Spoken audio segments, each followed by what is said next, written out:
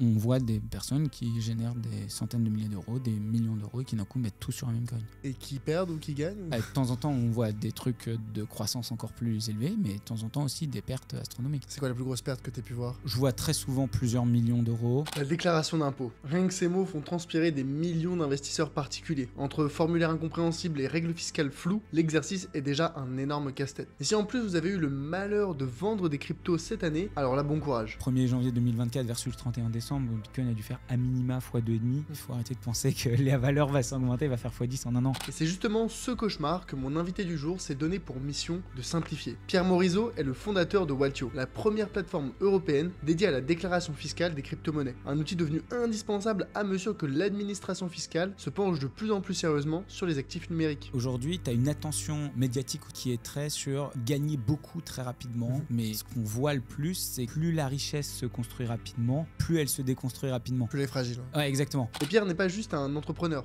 c'est aussi un passionné de finance et un fin connaisseur de l'écosystème crypto. Bitcoin, la tendance historique, elle est avec des phases de très très forte croissance et des phases de très forte correction, mais on part quand même d'un actif qui valait absolument zéro à sa création, et là aujourd'hui on parle de 80 000 euros. Dans cet épisode, on fait un vrai point d'étape à mi-2025. Où en est le marché crypto depuis l'élection de Donald Trump? Quelles conséquences auront les dernières lois de finances sur vos investissements? Et surtout, comment faire très concrètement pour déclarer vos cryptos sans y passer des nuits blanches? Si vous êtes investisseur crypto, cet épisode est tout simplement incontournable. Bonne écoute. Tu rigoles, mais l'épisode avec Asher, Ouais. enfin, avec Owen Ouais. Simonin, c'était un épisode important, tu vois, quand même. Ouais, bien sûr. Je l'ai reçu ici, à ta place, Ouais. et tout s'est bien passé, je termine l'épisode. Et fin d'enregistrement, ouais, nickel, c'est dans la boîte, tout ça. Et puis quelques jours après, quand je demande au studio, bah, est-ce que vous avez les rushs? Non. Comment ça, non? Bah, il n'y a pas les rushs sur les disques durs. Et je dis, mais attendez, vous êtes sûr, vous n'avez pas confondu, changé les disques, etc. Non, non, en fait, on a le son, Ouais. mais pas les retours vidéo. Ah, Et là, je dis, mais attends, c'est une blague. Et en fait, complètement mea culpa, Ouais. c'était ma faute. J'avais pas. non, Il y a l'enregistrement du son et des caméras qui sont sur deux segments différents. Et en fait, c'était ma faute. Et du coup, on a fait un épisode blind. Et non, mais dis-toi, ce que j'ai dû faire, c'est que mes monteurs ont dû. J'ai demandé à mes monteurs, à mon monteur, Ouais. de combler, de meubler, tu vois, avec des images d'Owen. Genre, heureusement que Owen a fait beaucoup de Ouais, de plateaux contenu. télé ou de trucs comme ça, de contenu. Du coup, il meublait avec des images de lui. Et donc, on avait le son, donc c'était le principal. Mais je me suis dit, putain, ça fait chier quand même pour un épisode sur YouTube avec Owen, qui est genre le numéro 1 sur les cryptos sur Clairement. YouTube. Mais bon, c'est c'est le les- game, quoi. Ouais, c'est le hasard, quoi. Enfin, le hasard, les retours. Non, mais cette fois, avec toi, on a le son, on a l'image, on a tout ce qu'il faut. On a de l'eau, bref, on est très très bien. Pierre, bienvenue dans le grand bain. Bah écoute, merci beaucoup pour l'invitation. Je suis très content d'être là. Mais c'est moi qui suis content de te recevoir. Je parle pas beaucoup de crypto-monnaie. Ouais. C'est, je pense, Pas la assez. dernière. Pas assez, ouais, surtout en ce moment. La dernière fois qu'on en a parlé, il y a moyen que ce soit avec. C'était peut-être avec Louis de Froissart, Mhm. tu vois, le CGPAC Crypto. Et je sais qu'il y a beaucoup de raisons d'en parler, en termes d'actualité, mais aussi d'un point de vue plus large, macro, au niveau de la démocratisation de ces dernières années. Et je voulais inviter un expert pour en parler. Pierre, tu as fondé Waltio, qui est une plateforme qui aide à la déclaration fiscale pour les crypto-monnaies. C'est, je crois, la première plateforme en Europe aujourd'hui avec plus de 60 000 utilisateurs. Ou corrige-moi si c'est ça. On est parmi les principales en Europe et même dans le monde. Et en effet, plus de 60 000 utilisateurs actifs. Je pense que c'est le gros sujet, ou en tout cas un des gros sujets pour tous les détenteurs de crypto-monnaies, c'est quoi la fiscalité? Est-ce que je dois déclarer quelque chose? Est-ce que je dois payer quelque chose? Quels sont les comptes que je dois déclarer? Bref, c'est une black box pour beaucoup de personnes et ça engendre stress, anxiété. Et ça peut aussi engendrer peut-être un redressement fiscal. Bon, toutes ces belles choses qui font un petit peu peur quand on se lance. Et donc avec toi, Pierre, aujourd'hui, je voulais parler justement de deux sujets. Premièrement, tu es un très bon connaisseur, pour ne pas dire un expert, de cet écosystème des crypto-monnaies. Et ces dernières années, avec la démocratisation de cette classe d'actifs, beaucoup de personnes s'y sont intéressées. Ouais. Et ça bouge beaucoup. C'est un écosystème très mouvant. Ouais. Et donc, très volatile. Très volatile. Je voudrais faire un état des lieux. Quel est actuellement, là on est courant 2025, deuxième trimestre 2025, qu'est-ce qui se passe au niveau des crypto-monnaies et comment envisager le reste de l'année 2025 et peut-être même un petit peu plus loin. Parce que ce soit entre Trump, la France, voilà, il s'est passé beaucoup de choses ces derniers mois. Je voudrais faire un état des lieux avec toi. Et parce que c'est ton cœur d'expertise, parler de la déclaration d'impôt, parce qu'en plus la période approche, hein, selon qu'on sort cet épisode, on est peut-être en plein dedans. Comment est-ce qu'on déclare ces crypto-monnaies? Quels sont les points d'attention attention à avoir, quels sont peut-être les pièges à éviter. Bref, comment se faciliter la vie et s'éviter un certain nombre de stress. Est-ce que ça te convient? Let's go. Magnifique, magnifique. Parfait. Surtout que là, au niveau actualité, 2025, depuis le début de l'année, là, je te dis, on enregistre en avril, le Bitcoin est à moins 15%, donc ça pique un petit peu. On se dit, OK, après 2024, qui a été, je sais pas, quelle performance avait eu le Bitcoin en 2024? Alors, quand on donne des pourcentages, moi je regarde toujours sur le Bitcoin, il faut apprendre à dézoomer un peu. Et donc oui, moins 15 sur les derniers mois, c'est un peu comme si tu regardes l'action Nvidia. Tu peux toujours voir du rouge ou Tesla, mais si tu dézoomes un peu sur quelques années, tu te dis waouh, c'est quand même des taux de croissance à 3-4 chiffres. Mais oui, ça atteint des records Bitcoin et la market cap, la valeur totale de toutes les cryptos en fin d'année. Et là, donc depuis, faut arrêter, naturellement, ça corrige, ça dévisse, naturellement. C'est pas cohérent qu'un actif fasse x3 en 3 mois. En tout cas, un actif de cette taille. J'entends un actif qui vaut des milliards. Donc c'est tout à fait normal que ça vienne baisser. Mais bon, on reste quand même sur des phases de croissance par rapport à l'an dernier. Mais si on compare avec d'autres classes on va dire, si on compare avec d'autres classes d'actifs, exemple, on sait que peut-être sur le long terme, les marchés actions, marchés boursiers, ça va être autour sur du long terme en lycée, autour des 8%. D'accord, c'est ce qu'on va attendre des marchés financiers boursiers. Au niveau des crypto-monnaies, c'est une classe d'actifs beaucoup plus jeune. Au niveau du recul, c'est difficile de dire. Comment est-ce qu'on sait si aujourd'hui on est dans une phase de croissance? Bien sûr qu'on doit avoir des phases de croissance et des phases de baisse, mais comment savoir si on est très au-dessus de la tendance historique ou très en dessous? C'est quoi la tendance historique de la performance des crypto-monnaies? Déjà, je pense que tu peux un peu séparer Bitcoin et le reste des cryptos. Bitcoin, la tendance historique, elle est très forte croissance, avec des phases de très très forte croissance et des phases de forte, voire très forte correction.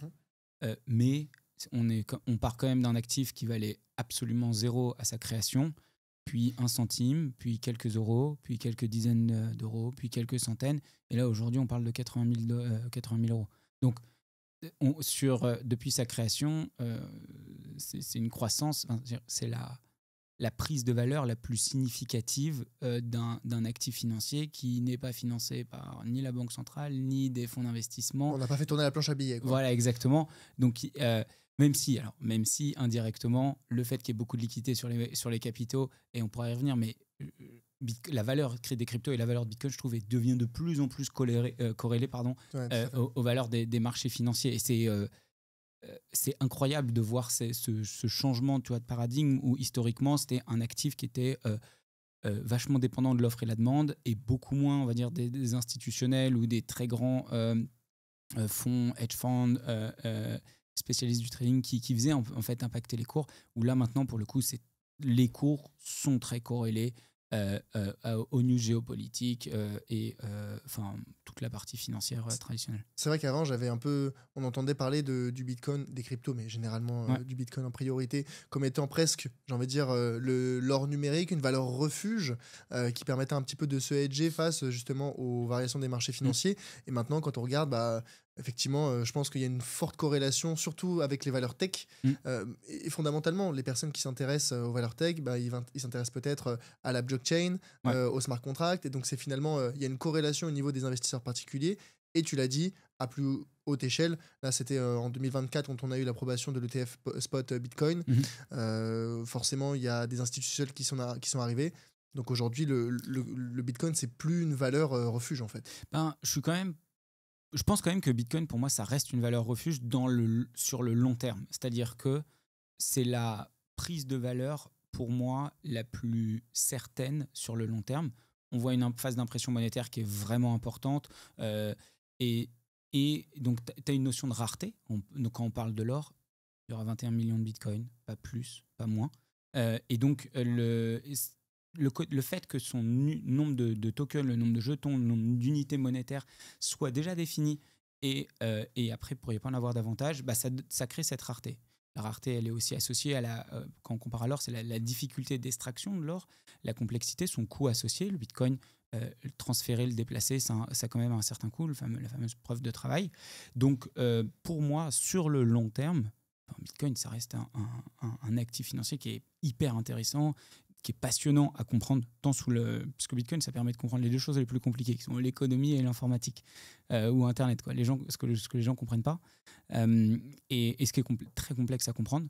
Et donc non, je pense vraiment Bitcoin sur le long terme, ça reste un actif qui est passionnant et qui est très intéressant en termes de gains, hein, en termes de retour sur investissement, si on a une approche très long terme, si on a une approche assez sécurisée, assez structurée dans son investissement. Je sais pas si tu l'as vu, mais au Salvador, Ouais. ils ont commencé. Donc, tu sais, c'est un des premiers pays qui a décrété le Bitcoin comme. Alors, c'est pas la monnaie numéro un parce que c'est derrière le dollar, évidemment, pour toutes les personnes qui sont pas encore voilà, à jour Pour là-dessus. respecter les obligations du FMI aussi. Et, entre autres, ça peut servir. Mais surtout, ils ont commencé à donner à l'école maintenant, il y a des cours sur la blockchain et sur les crypto-monnaies. Avant, nous, tu vois, en France, il n'y a pas de cours aujourd'hui sur les crypto-monnaies, en tout cas pas à Ouais. l'école primaire. Ouais. Alors que eux, c'est enseigné dès les premières années parce que le président actuel mise énormément sur cette technologie. Est-ce que tu penses que demain, on aura des cours de crypto-monnaie En ou de vrai. blockchain à l'école? T'imagines un pays où à l'école, genre dès 10-15 ans, t'apprends les notions des finances personnelles, t'apprends les fondamentaux de l'informatique, de l'entrepreneuriat. C'est exceptionnel. Enfin, ça rend un peuple qui devient beaucoup plus autonome, beaucoup plus souverain, qui développe, on va dire, sa liberté financière. Non, pour le coup, c'est absolument génial de comprendre. C'est pas forcément comment en acheter pour trader, pour vendre. C'est comprendre son fonctionnement, mieux comprendre la dimension économique de l'impression monétaire, la dimension aussi technique du smart contract. Il y a tellement de choses à découvrir derrière Bitcoin qu'en effet, avoir ce type d'information et de plus en plus tôt, le mieux ce sera. Je pense que là, ça est en train d'arriver de mieux en mieux dans les écoles de commerce, les écoles d'ingénieurs. Moi, je me souviens quand j'étais étudiant à Berkeley, on avait des cours déjà en blockchain en 2017. Et donc, petit à petit, on le voit, c'est de plus en plus fréquent. Et j'espère que on arrivera avant le bac et qu'il y aura, pas forcément un cours dédié, mais un module dessus pour comprendre les enjeux de finances personnelles, pour comprendre aussi, à minima, son fonctionnement. Et on va pas faire un truc focus Bitcoin ou les cryptos, mais ça peut être sur l'investissement de façon générale. Quand tu vois que maintenant à l'école, ils ont plus de cahiers, enfin, ils en ont peut-être, mais ils ont des tablettes. Ouais. Ça m'a toujours, ça m'a toujours étonné. Moi, j'avais souvenir, Trop tu vois, ouais, trop vieux peut-être, mais pourtant je suis pas très vieux, mais les tableaux, la craie, les feutres, maintenant tout est électronique. Maintenant, de plus en plus jeune, on va instiguer cette culture de l'informatique parce que aujourd'hui, objectivement, on n'écrit plus sur un ordinateur que sur une feuille de papier.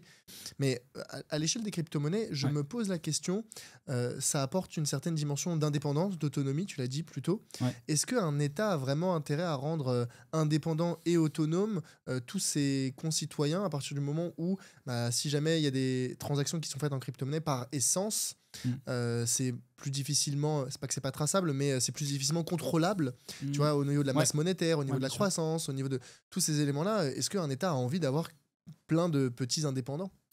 Alors, déjà, je trouve, l'État a les moyens de traçabilité, uniquement sur la traçabilité, ils augmentent de façon significative. Et aujourd'hui, les États se dotent de plus en plus d'outils pour comprendre les flux on-chain.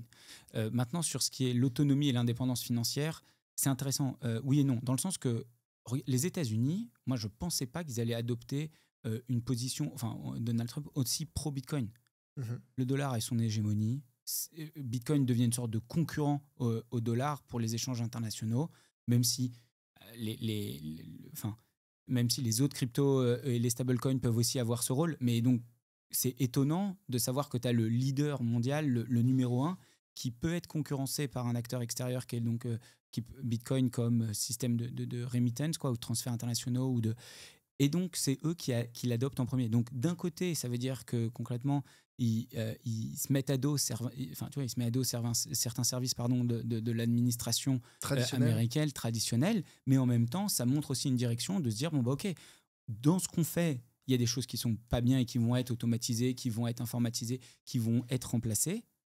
Soyons les premiers à oser remettre ça en question et soyons les premiers à l'adopter. Et là, pour le coup, c'est malin. Après, il y a eu plein de choses autour qui ne sont pas les plus pertinentes, mais grosso modo, c'est quand même hyper audacieux et de se dire, OK, on ne profite pas de notre situation de confort parce qu'on est les premiers, mais on ose se remettre en question, on ose se dire, bon, bah, OK, être dans le premier pays à avoir potentiellement du Bitcoin en réserve fédérale, bah derrière, ça aura un impact mais monstrueux. T'imagines, tu vas renégocier ta dette quand tu as, et en fonction de l'évolution des cours de Bitcoin, mais quand tu as des milliards, dizaines de milliards ou plus en Bitcoin, tu as un poids qui est vraiment beaucoup plus important pour renégocier, je sais pas, des taux d'intérêt. Un poids peut-être encore insuffisant aujourd'hui pour manipuler le marché ou avoir une Non, mais influence c'est trop évident. importante, mais suffisante pour voilà, avoir son mot à dire, en tout cas, à la Ah, table des négociations. enfin, l'horizon de temps, il est quand même assez long. Quand tu gères un empire tel que les États-Unis ou un pays, j'espère que tu ne te concentres pas sur les décisions qui vont être juste sous ton mandat et que tu te dis aussi comment est-ce que je m'assure, est-ce que j'anticipe sur les prochaines décennies. Est-ce que, parce que tu vois, moi je sais pas si tu avais vu cette vidéo là récemment qui a tourné sur justement Mitterrand, tu l'as vu ou pas Non, je ne l'ai pas vu. là récemment, ça a pas mal retourné. Une interview de Mitterrand, je sais plus si c'était un JT ou autre, où il parlait justement du système des retraites français Mm. et on lui demandait, mais attendez, là votre système avec la pyramide des âges, bah, c'est pas pérenne comme modèle. On lui demandait ça, c'était quoi, dans les années 80. Mm. Et lui, il disait, ah non, mais je le sais, mais bon, ça sera à mes successeurs de s'en occuper. Ouais. Littéralement, tu vois. Donc, preuve qu'on n'a pas toujours, malheureusement, les politiques qui ont cette vision très long-termiste à dire, bah, je sais que ce que je fais aujourd'hui, ça aura un impact positif ou négatif sur le long terme. Ouais, mais je pense que quand tu diriges une entreprise ou quelle que soit la taille, tu te dis, mais soit à un moment, il y a un moment, je transmettrai l'entreprise, Mhm. soit concrètement à ma famille, soit à un acteur qui va le revendre, soit à la bourse. À partir de là, je ne veux pas commencer à réduire la valeur de mon actif ou me créer des dettes, des problèmes futurs. Donc, normalement, tu dois quand même avoir une vision un peu plus long terme. Mais bon. Ça, c'est la théorie. Et je pense que c'est l'approche plus américaine Ouais. de gérer un pays d'une façon plus similaire à celle avec laquelle on pourrait gérer une entreprise. Mhm. Tu regardes aujourd'hui Elon Musk. Hein. Mhm. Elon Musk, aujourd'hui, il est arrivé au gouvernement américain, mais il agit et il prend des décisions comme s'il gérait une de ses entreprises, une de ses Clairement. startups. Hein. Mhm. Donc là-dessus, je pense que c'est cette vision plus rationnelle, Ouais. économique, et économiquement rationnelle, Ouais. qui drive les décisions. Et justement, tu parlais de la réserve fédérale américaine. Alors, qu'est-ce qui s'est passé là justement depuis le début de l'année 2025? Le Bitcoin est en chute, les cryptos aussi, mais 2024, ça a été une excellente année. Quels ont été les récents? Donc là, depuis fin d'année, on a eu l'élection de Trump. Les gens se sont dit, waouh, Trump pro-crypto, ce qui est quand même un retournement de veste, hein, quand on sait qu'il y a quelques années, il disait que c'était une arnaque et qu'il n'y toucherait jamais. Fast forward, on a le meme coin Trump. Et il dit c'est la meilleure invention du monde, acheter, etc. Donc là, il se passe des choses dans l'écosystème crypto qui rend un peu perplexe les investisseurs, que ce soit historiques ou les nouveaux entrants. Concrètement, qu'est-ce qui s'est passé sur les 6 derniers mois pour comprendre la tendance actuelle? Ouais, et ça revient aussi sur ta question initiale, genre comment ça marche le marché. Il y a des cycles, c'est assez étonnant, mais grosso modo, tous les 4 ans, plus ou moins 6 mois, tu as une phase d'euphorie extrême qui dure 6 mois, avec souvent 2 périodes, 1 ou 2 périodes. Et donc là, on a été dans cette phase d'euphorie extrême où, c'est-à-dire, comme une crypto, une crypto, c'est exactement comme créer un site internet. Hein, aujourd'hui, la création du smart contract, ça a été beaucoup plus simplifié et je pense qu'à terme, ce sera aussi simple que créer un site internet, on va dire, il y a 20 ans. Et donc, en gros, comme toujours, on a une phase comme une sorte de bulle, mais bulle qui permet une avancée de la technologie. On a une phase de très forte hausse et une phase d'euphorie complète où là, après l'envolée de Bitcoin, il y a une méta, il y a un sujet en parallèle de l'euphorie de Bitcoin et avec une sorte d'abus dans le sens création de nouveaux projets qui profitent de l'attention médiatique, de le fait que ça drive énormément de capitaux pour pouvoir créer des projets. 2016-2017, les ICO, 2021, les fameux NFT, il y a eu aussi de la DeFi. Là, cette année, on voit les meme coins. Je pense qu'en sous-méta, on voit aussi de la DeFi. Donc, on a à chaque fois un thème parallèle qui devient masse publique, et dont la prise de valeur est complètement décorrélée de rationnel économique et qui est vraiment au milieu entre le jeu, le fun, la pure Gamble, spéculation. quoi. Ouais, exactement. Mais en même temps, c'est du jeu parce que je trouve que c'est assez intéressant. Je joue pas au casino, donc je suis pas capable de comparer.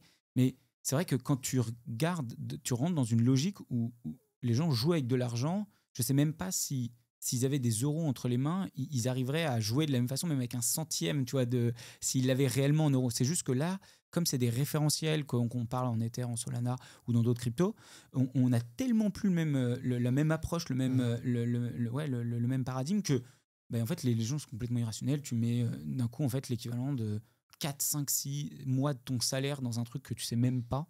Tu connais même pas, alors que pour mettre 6 mois de salaire que tu reçois ou même des sommes tu vois, beaucoup plus importantes, et alors que si c'était dans la finance traditionnelle, avec des euros sonnant voilà, trébuchant, exactement, et qu'ils ont gagné, qu'ils ont bien mis de côté tous les mois, les dizaines, centaines d'euros qui sont mis de côté chaque mois, et ben là, pour le coup, ils seraient beaucoup plus rationnels, structurés, réfléchis dans la façon dont ils investisseraient. Et donc ça, c'est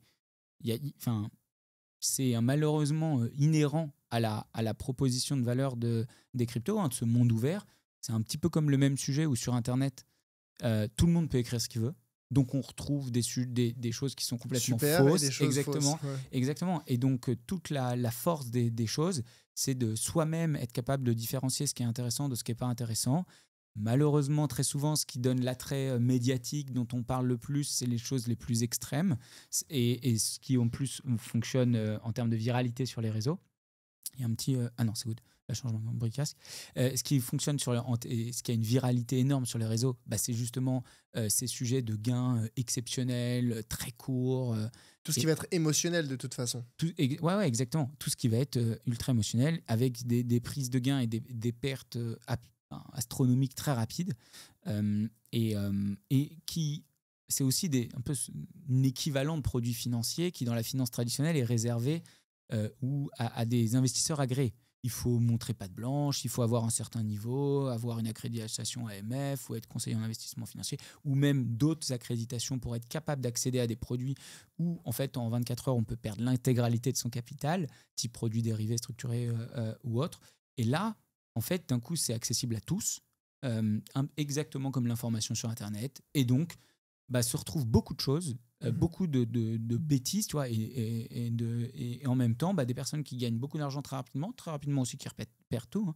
Non, chez Walto, on suit l'intégralité du patrimoine crypto. C'est nécessaire pour faire la déclaration fiscale. Donc, on voit... Vous voyez des hausses faramineuses, mais des chutes vertigineuses aussi. Complètement. C'est quoi les plus grosses chutes, pertes que tu as pu voir sur un portefeuille crypto? On voit des personnes qui génèrent des centaines de milliers d'euros, des millions d'euros et qui d'un coup mettent tout sur un meme coin. Et qui perdent ou qui gagnent ou... De temps en temps, on voit des trucs de croissance encore plus élevés, mais de temps en temps aussi des pertes astronomiques. Ouais. C'est quoi la plus grosse perte que tu as pu voir? Je vois très souvent plusieurs millions d'euros. Après, je ne regarde pas dans le détail. C'est quand on a en fait, une partie de nos clients, on peut les accompagner de façon sur mesure pour les gens qui n'ont pas suivi leur portefeuille sur plusieurs années, qui ont des comptes vraiment importants. Et donc, dans ce cas-là, on a une équipe dédiée qui va les aider à suivre. Donc, de temps en temps, là-dessus, je peux aider. Et donc, on peut voir des trucs complètement extrêmes. Et c'est intéressant parce que souvent, c'est des gens qui, dans la vie, sont assez rationnels. Je vais te demander, c'est quoi le profil de ces personnes? C'est des gamblers, c'est des jeunes, c'est des vieux? Alors, donc aujourd'hui, en crypto, c'est 12% des Français qui en détiennent, donc 8 millions et des mouettes. Ok, la très grande majorité qui en détient sont ces quelques dizaines ou centaines d'euros. Mais il y a quand même, tu vois, au moins un demi-million, 1 million, je crois qu'il y avait le chiffre de 400 000 personnes qui étaient sorties à une étude d'Ipsos. 400 000 Français détiennent plus de 10 000 euros en crypto. Et ça, c'était il y a plus d'1 an. Donc, probablement que ça a augmenté. Voilà, après, avec la chute récente, bon, peut-être un peu moins. Non, mais c'était quand même un moment où Bitcoin devait être à vue d'œil 30 000. Ouais, ok. Donc là, il est à 80. Probablement que le chiffre a augmenté. Mais bref, en tout cas, on peut dire plus d'un demi-million de Français détiennent plus de 10 000 euros en crypto. Et donc, en effet, quel est le profil d'utilisateur de Waltio, pour revenir à ta question? Pardon. C'était les profils d'investisseurs qu'on voit. Qui sont ces gens qui perdent des millions ou qui ont des millions en crypto et qui mettent tout sur un meme coin? Alors, il y a on voit des profils de personnes qui sont all-in dans la crypto, qui Ouais. en fait font ça, Donc, consacrent à que ça minimum 20 ou 30 heures par semaine, mais Ah oui, je dis d'accord. en minimum, hein, c'est beaucoup C'est plus. leur activité, quoi. C'est leur activité principale, exactement. Et ils cash out de temps en temps, tu vois, plusieurs dizaines ou centaines de milliers d'euros pour vivre. Euh, mais, mais bon, la très grosse partie de leur patrimoine est en crypto, ce qui est pour le coup pas forcément quelque chose qui est très Recommandé. sain, on va dire, voilà, exactement, qui est recommandé. Mais bon, c'est leur vie. Et en même temps, je peux comprendre, je pense que ton comportement il est différent si c'est ton patrimoine, tu te l'es Constitué gagné de issu du toi-même. travail, si Ouais. tu te l'es construit au fur et à mesure, ou si en fait en un an ton portefeuille crypto s'est envolé de façon astronomique. Je trouve que tu décorrèles complètement le sens travail Ouais. au gain financier. Et donc là, c'est intéressant. Donc on a mais c'est une petite partie des gens qui travaillent au quotidien dans la crypto, mais on a beaucoup de nos clients, c'est des directeurs informatiques, des médecins, un peu, alors, j'aime pas trop l'expression, mais bons pères de famille, pas très inclusif comme approche, tu vois. Mais est-ce que c'est des gens qui ont développé leur patrimoine crypto grâce à, on va dire, un bon call il y a longtemps? Non, ça met du bon beurre dans les épinards, je dirais. Ouais, Mais non, c'est mais en eux gros, qui pouvaient investir. c'est des gens qui ont investi, Mhm. qui étaient curieux, qui aimaient bien jouer avec les marchés financiers. Et je dis jouer, c'est pas le bon mot, mais qui étaient en tout cas qui prenaient en main leurs finances.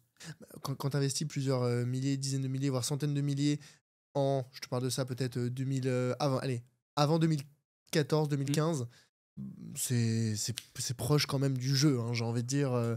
C'est Ça pas. dépend combien tu détiens. Si cette centaine de milliers, elle représente 1% de ton patrimoine, Je suis non, d'accord, c'est bien la sûr. part dynamique de ton patrimoine. Tout Si à par fait. contre, ce qui est le cas de très peu de personnes, Ça représente 50% de ton patrimoine. voilà, là c'est au-dessus du jeu, c'est c'est plutôt de la folie. C'est Ouais. plus proche de la folie que du jeu. Mais non, on voit que les gens rentrent dans les phases de fin 2017, 2021. Et là, c'est quand d'un coup, médiatique, il y a ce FOMO qui s'enclenche. On voit aussi beaucoup plus de DCA, d'approche structurée. Les gens se disent, OK, je sais pas quand acheter, donc je préfère, je mets c'est programmé. Bonne pratique. Ouais, clairement, hyper intelligent de faire ça. Quand on n'est pas suffisamment expert pour faire du market timing et qu'on n'a pas le temps, pas l'envie, pas les compétences, DCA, dollar cost averaging, d'investir une petite partie de son épargne chaque mois, les gens peuvent mettre. Surtout que les cryptos, c'est quelque chose de quand même très accessible. Alors, pas forcément d'un point de vue technologique, mais d'un point de vue montant d'investissement. Tu peux acheter 10 euros de crypto, tu peux acheter 50, 100 euros. Donc voilà, aujourd'hui, c'est quand même très, très, très accessible. Mais donc, du coup, pour en revenir sur ce qui s'est passé ces derniers mois, effectivement, on a eu alors phase d'euphorie avec Trump qui se dit pro-crypto et qui dit on va faire une réserve fédérale américaine. Donc les gens se disent waouh, ça va soutenir les cryptos, Ouais. ce qui est cohérent dans le fond. En plus, avec 2024, on a eu les institutionnels type BlackRock qui sont arrivés sur le marché. ETF Spot Bitcoin, tu peux nous expliquer ce qu'est un ETF Spot? Ouais, l'ETF Spot, c'est un produit financier qui, en gros, je le définis. Non, c'est un produit financier qui va détenir un actif et qui permet essentiellement aux fonds, aux investisseurs ou autres de détenir ce produit financier sans détenir l'actif sous-jacent. Et très souvent, c'est un groupe, un ensemble d'actifs. Et donc, ça permet de ne pas à chaque fois détenir chacun de l'actif sous-jacent. Donc, l'ETF Bitcoin, j'achète un Bitcoin sans forcément détenir le Bitcoin. Je n'ai pas les enjeux fiscaux et je n'ai pas les enjeux de sécurité de conserver mon Bitcoin. Ouais, donc c'est surtout pour les gens qui ne veulent pas acheter directement sur des plateformes d'exchange. Ils peuvent acheter auprès de, par exemple, BlackRock ou d'un n'importe quel émetteur d'ETF, une part de cet ETF, et si jamais de cet ETF Bitcoin Spot, ça leur permet de s'exposer aux variations du Bitcoin. Et la particularité du spot, c'est que si jamais j'achète 10 euros de cet ETF Bitcoin Spot, l'émetteur de l'ETF, en l'occurrence ici peut-être BlackRock, doit acheter pour 10 euros de Bitcoin. Ils doivent détenir 10 euros de l'actif sous-jacent. Et donc ça, la grosse différence au niveau entre les spots et les non-spots, c'est que ça influence directement le cours de l'actif sous-jacent. Et c'est pour ça qu'avec les milliards d'euros de BlackRock qui sont arrivés en disant, quand ils ont dit à tous leurs investisseurs particuliers, venez, regardez, maintenant on propose des ETF Bitcoin Spot, achetez du Bitcoin chez nous, bah forcément ça a fait un afflux de milliards dans le Bitcoin en particulier. Et donc forcément, ça tire les cours vers le haut, mais ça a aussi signé l'arrivée des institutionnels dans le monde crypto-monnaie.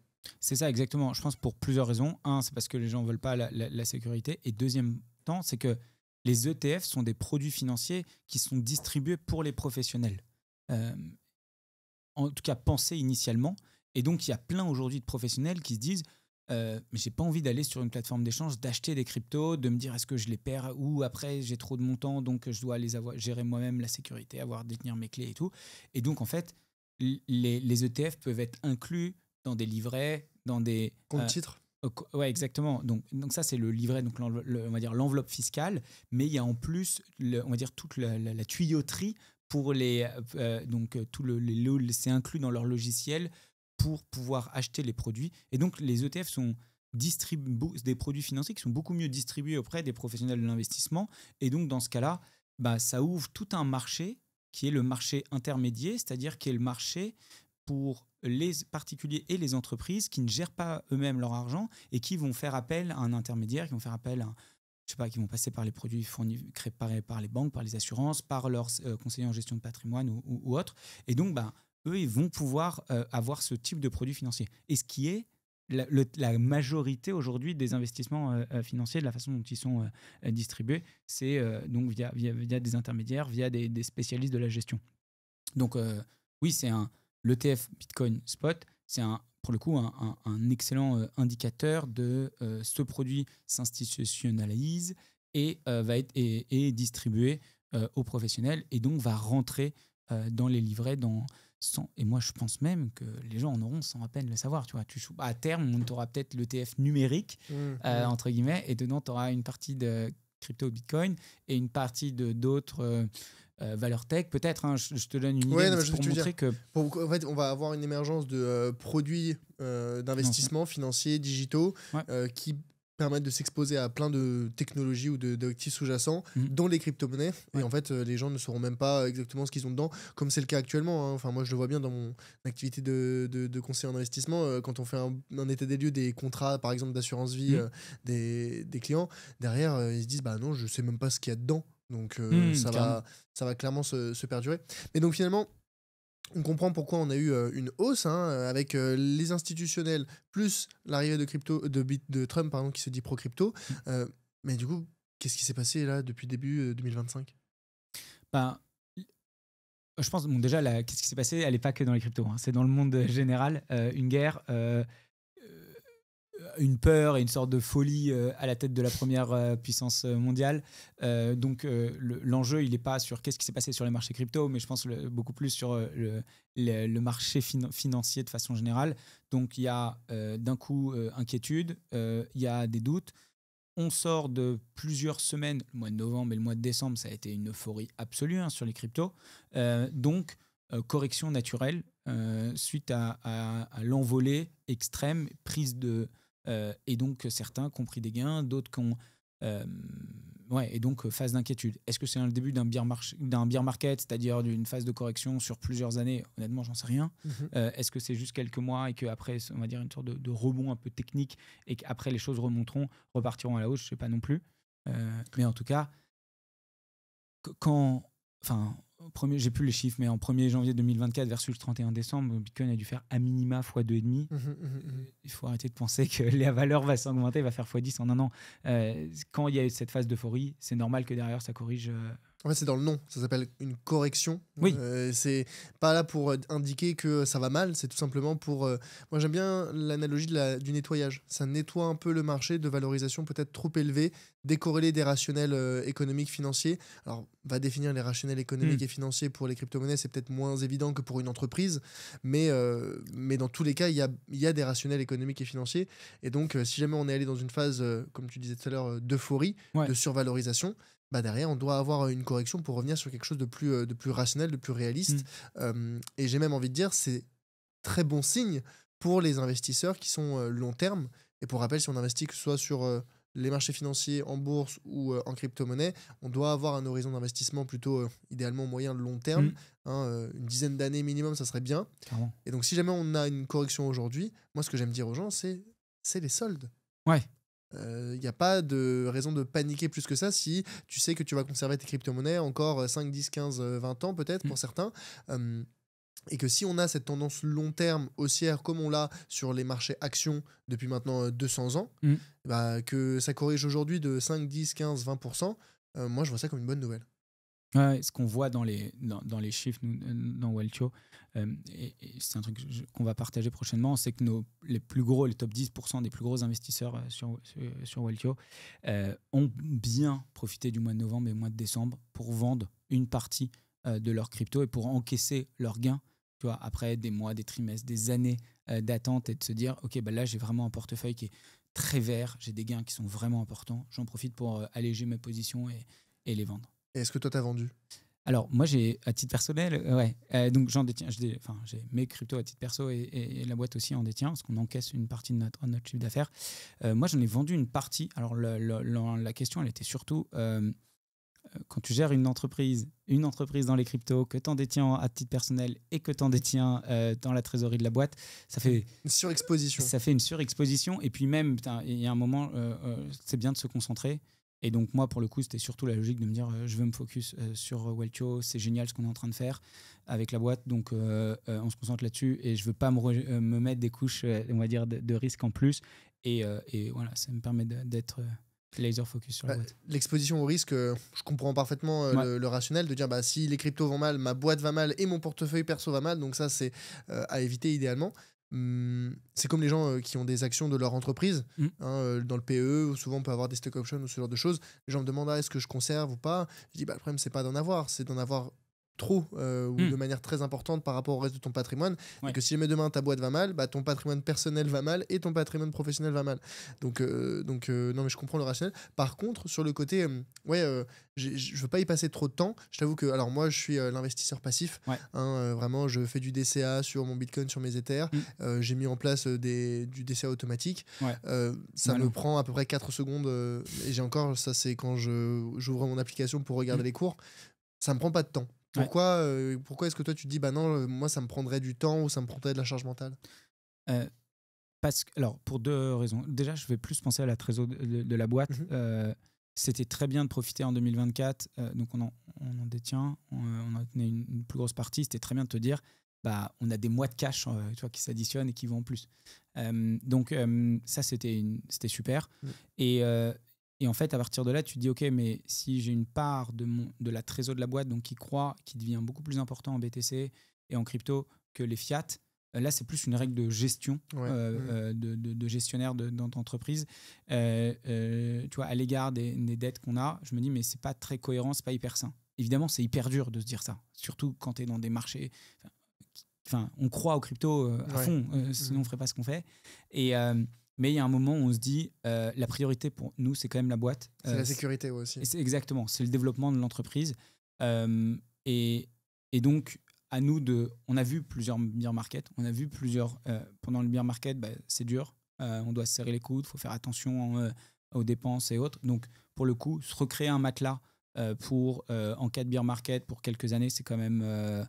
je trouve hyper agréable et hyper sain. Ça permet de continuer à build, ça permet de continuer à investir dans la boîte, même dans les moments où justement c'est plus l'euphorie, et que dès que tu fais de la com avec la boîte, tu as beaucoup moins d'écho, quand il y a moins de plus-value à déclarer, les gens sont moins, on va dire, veulent moins suivre leur portefeuille et cherchent à l'optimiser. Et donc, mettre un peu le côté finance personnelle ou investissement crypto de côté. Et donc, dans ce cas-là, c'est cool de se créer pour nous un matelas. Et sur la partie perso, patrimoine personnel, du coup, tu avais une réflexion similaire? Non, honnêtement, assez similaire. Il y a une certaine cohérence. De façon générale, je pense qu'à partir d'un moment, quand tu es dans les cryptos, tu peux pas tout suivre. Tu peux pas te dire, je vais être spécialisé dans les NFT, dans la DeFi, dans Bitcoin, et en même temps faire une boîte qui fait sur un sujet. Donc, pour le coup, la priorité, c'est de se focus. Et moi aussi, à titre perso, en fait, tu le sens quand même. Au bout d'un moment, tu prends du recul et tu regardes qu'est-ce que tu as fait de ta semaine et tu dis, mais OK, là, c'est la phase d'euphorie. J'ai passé tu vois, le nombre d'heures passées à regarder les cours, à vérifier des trucs. Et après, je me dis, mais attends, Pierre, c'est pas ton métier principal, quoi.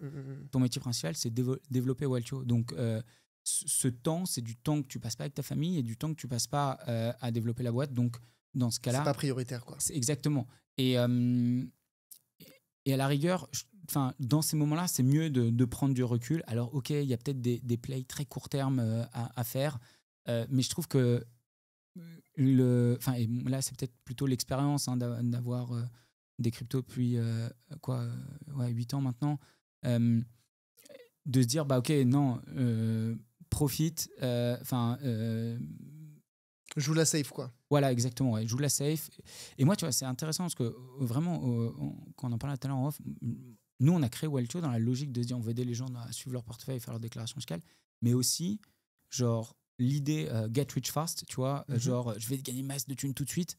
Bah non, ça, on n'y croit pas une seconde, quoi. C'est pas ça, l'investissement crypto. Et donc, on veut montrer toute cette approche structurée, long terme, de Bitcoin, des cryptos. Et donc, de dire que c'est pas je vais faire un flip sur un coin ou je vais tout de suite sur une position très court terme chercher des gains. En fait, ou je m'en fous du projet. Non, c'est est-ce que je crois fondamentalement que l'équipe qui bosse sur ce projet répond à un vrai problème, et un peu comme un investissement en startup quand c'est les cryptos en dehors de Bitcoin. Et si oui, ok, je fais un investissement, mais dans un horizon de temps qui n'est pas juste quelques jours ou quelques semaines, quoi. Faut vraiment avoir cette approche et cette réflexion long terme, parce que de toute manière, j'ai envie de dire, si on se croit profondément au projet, bah, c'est presque un peu le soutenir que de s'en détacher lors des phases d'euphorie exagérée, parce que on n'est pas là à soutenir les gens qui ne sont pas là pour les bonnes raisons, et dire bah non, moi justement je crois en ce projet par rapport à ses rationnels économiques. Actuellement, les rationnels économiques ne sont pas on va dire au vert pour un investissement on va dire cohérent et rationnel, donc je m'en retire, je regarde ça de loin. Et derrière, je reviendrai les moments où bah, je considérais que la phase d'euphorie sera passée. Encore une fois, pas uniquement dans une logique de make money, comme tu disais, court terme ou long terme, parce que là, il faudrait prendre beaucoup de risques, mais dans une logique de bah, je veux développer sainement, intelligemment mon patrimoine sur le long terme, avoir de la diversification et avoir cette vision long terme Ouais, c'est ça. Exactement. Je pense que tu peux, dans les cryptos, build wealth beaucoup plus, et ça, c'est un truc qui est sur un autre horizon de temps, et donc sur plusieurs cycles. Et aujourd'hui, tu as une attention médiatique au sens très large du terme médiatique qui est très sur gagner beaucoup très rapidement. Mais ce qu'on voit le plus, c'est que plus la richesse se construit rapidement, plus elle se déconstruit rapidement. Plus elle est fragile. Ouais, exactement. Et donc, tu vois, même dans nos plus gros clients, il y a une certaine sagesse. Alors, très souvent, sur ceux qui sont médiatisés, ça transpire moins dans le partage de l'information, mais en tout cas dans la prise de décision, il y a une certaine structure et réflexion dans la façon dont les gens gèrent leur argent. Ouais. Donc t'as revendu à titre perso et professionnel. J'ai pas revendu, j'ai allégé. T'as allégé, ouais. Bah, donc t'as fait des arbitrages. Ouais. Comment est-ce qu'on fait ces arbitrages? Peu importe le montant, comment est-ce que toi, en tout cas, tu les as fait? Les gens savent comment ou quand acheter. Bon, on fait mon DCA, c'est pas très compliqué. Mais quand il vient le moment de vendre, ça bégaye un petit peu. Ouais. C'est quoi la bonne méthodologie? Je revends 10% tous les mois, j'attends un certain palier, je revends tout d'un coup. Quelle est la méthode?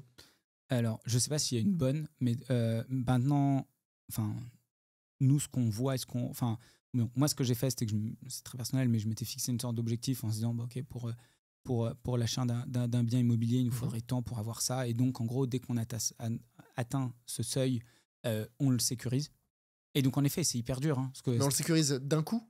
Non. En fait, en crypto, c'est rare de tout vendre d'un coup.